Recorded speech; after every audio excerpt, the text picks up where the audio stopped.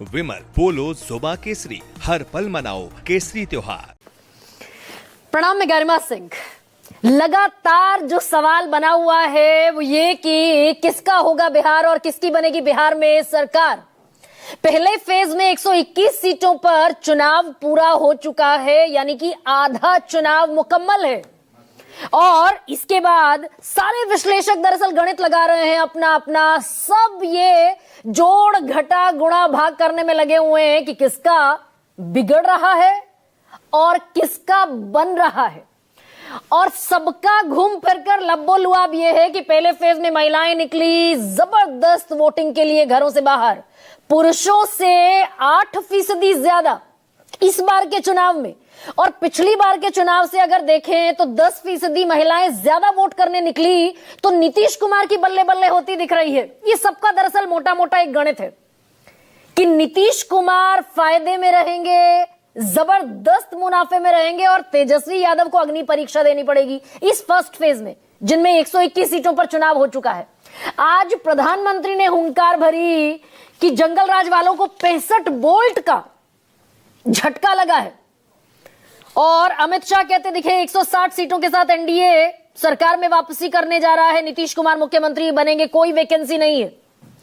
तो ये कॉन्फिडेंस दरअसल महिलाएं देती दिखी हैं। और प्रधानमंत्री ये भी कह रहे हैं कि बहनों बेटियों ने एनडीए की रिकॉर्ड विजय पक्की कर दी है।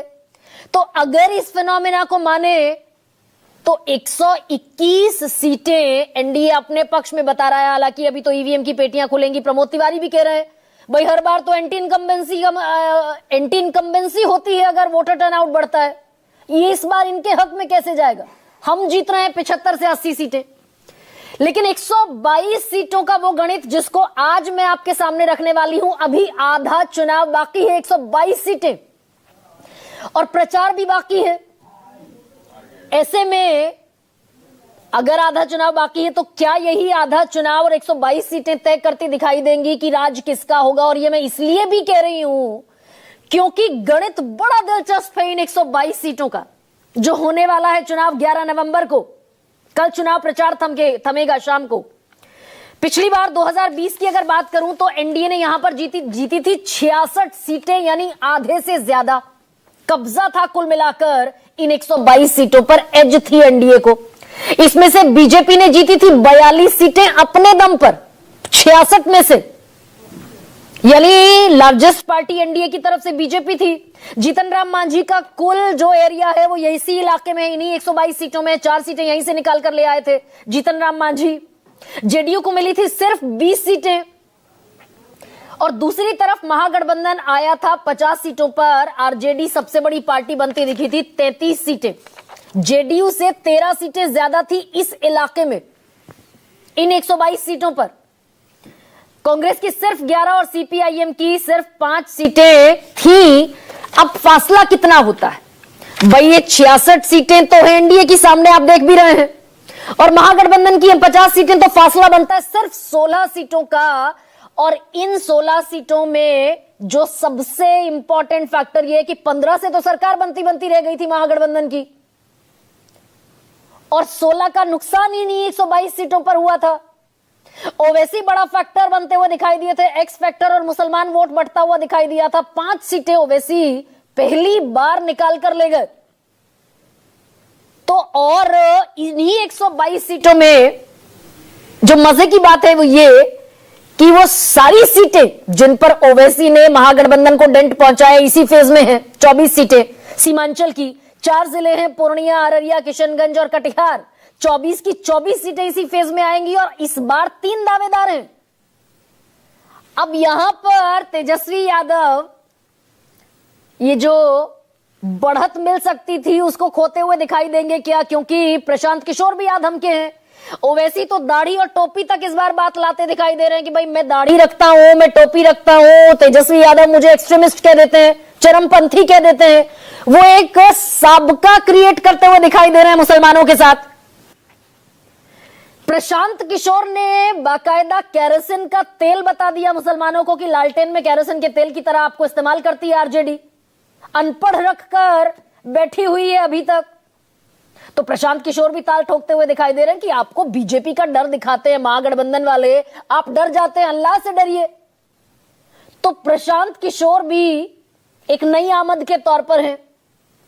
ये मुसलमान वोट बढ़ता हुआ दिखेगा या फिर इस बार दरअसल वो जो पिछली बार 15 सीटों की कमी रह गई थी, वोट थे सिर्फ 11,000 और परसेंटेज था 0.03% का, वो पाटते हुए दिखाई देंगे मुसलमान की भाई वोट जाया नहीं करना, क्योंकि ओवैसी को भी जो जिताया और 5 विधायक जीत कर आए वो 4 विधायक शामिल हो गए आरजेडी में। तो ये बहुत बड़ा फैक्टर इस बार इस चुनाव में होने वाला है कि भाई बंटेगा मुसलमान या फिर एक तरफा वोट करता हुआ दिखाई देगा। 17.7% और यही डिसाइसिव फैक्टर भी होने वाला है। और दरअसल इसमें कमाल एक और भी बात का होगा, भाई नीतीश कुमार भी तो हैं, बीजेपी को मुसलमान वोट नहीं देता, नीतीश कुमार को तो देता है। और नीतीश कुमार, ये भी उनकी पार्टी ताल ठोकती दिखाई दी थी कि भाई आप डिप्टी सीएम का चेहरा बना देंगे मुकेश सैनी को, लेकिन मुसलमानों को 18% उन्हें देते दिखेंगे कद्दू। इतनी इसका इंपैक्ट होगा क्या? जेडीयू यहां एक और फैक्टर के तौर पर समझ में आता दिखेगा क्या? चुनाव विश्लेषक अभी हमारे साथ बैठेंगे, उनसे बात करेंगे। अब एक और इन 122 सीटों पर चंक है बड़ा ईबीसी का, एक्सट्रीम बैकवर्ड क्लास। ये एकमुश्त वोट जाता है नीतीश कुमार की पार्टी को।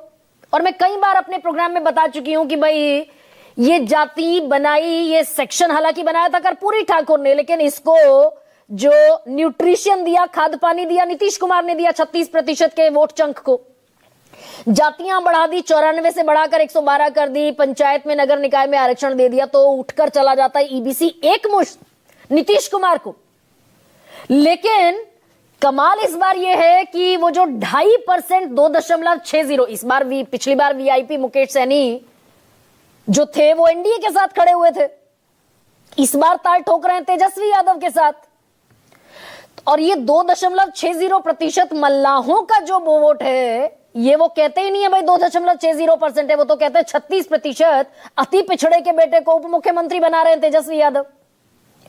एक और नया फैक्टर ये भी है कि इंडिया इंक्लूसिव पार्टी भी है एक आईआईपी, जिसके मुखिया करता धरता है आई के गुप्ता। आज उनके साथ थोड़ी झड़कबाजी भी हुई है और उन्हें 3 सीटें दी है तेजस्वी यादव ने, उनका भी 2.5% वोट है। ये सेंध हमारी ईबीसी में होती दिखेगी क्या? तो 36% एक तरफ और 17 यानी कि 17.7 यानी 18% एक तरफ, ये बड़ा वोट चंक हो जाता है। तो नीतीश कुमार या फिर तेजस्वी यादव, और एक और फैक्टर जाति का भी है और महिलाओं का तो फैक्टर है ही खैर, लेकिन कुल मिलाकर यह साबित होता दिख रहा है पहले फेज के इलेक्शन के बाद कि महिलाएं वोट नहीं करती महागठबंधन को, युवा वोट करता है। 2% ज्यादा एज मिला था युवाओं में महागठबंधन को, 1% ज्यादा एज मिला था महिलाओं में एनडीए को।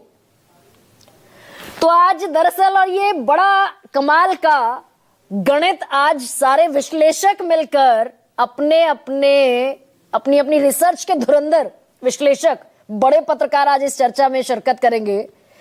ऐसे में आज का सबसे बड़ा सवाल आपके सामने रखती हूं, सवाल ले लीजिए।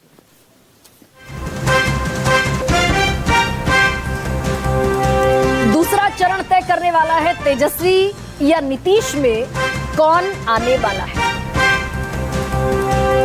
और दूसरा सबसे बड़ा सवाल ये, अब की बार मजबूत कड़ी मुसलमान या फिर महिलाएं जीत लेंगी घमासान। और अब सुनिए कि आज दिन भर 65 वोल्ट का झटका लगाते दिखे प्रधानमंत्री मोदी, और कितने वोल्ट का झटका कहां लगा है सुनिए सर। पहले चरण में जंगल राज वालों को 65 वोल्ट का झटका लगा है। 121 में से 72 सीटों पर स्पष्ट बहुमत मिल रहा है, जीत रहे हैं। पहले चरण में हम लोग 100 के करीब सीटों पर तो हम लोग वैसे ही पहुंच चुके हैं, और अभी दूसरे चरण का मतदान होने दीजिए। 2010 का भी रिकॉर्ड इस बार टूटेगा, ये मेरा विश्वास है। और मुझे लगता है कि 80+ सीट हम लोग फर्स्ट फेज में जीतने के लिए जा रहे हैं। बिहार में बदलाव की लहर है। और चर्चा में मेरे साथ जो पैनलिस्ट जुड़ रहे हैं मैं परिचय आपसे करा देती हूं। संतोष सिंह मेरे साथ हैं, बिहार की नब्ज को बड़ी गहराई से पकड़ते हैं और बड़ी महीन पत्रकारिता करते हैं। पॉलिटिकल एनालिस्ट संजय कुमार मेरे साथ हैं। प्रमोद मुकेश पहली बार वरिष्ठ पत्रकार इस चर्चा में मेरे साथ शिरकत कर रहे हैं।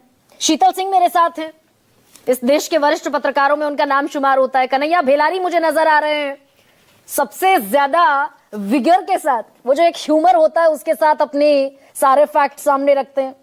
अमिताभ तिवारी मेरे साथ स्टूडियो में, अभी इस फ्रेम में नहीं दिखाई दे रहे हैं। सेफोलॉजिस्ट हैं, शानदार चुनाव विश्लेषक हैं और अभी वो ऑफ द रिकॉर्ड कह रहे थे कि भाई मुश्किल है, डिफिकल्ट है, अभी कुछ भी कहना, कांटे की टक्कर है, कांटे का मुकाबला है। और थोड़ी देर बाद मेरे सहयोगी सुकेश रंजन भी मेरे साथ होंगे, वो भी इस वक्त बिहार में।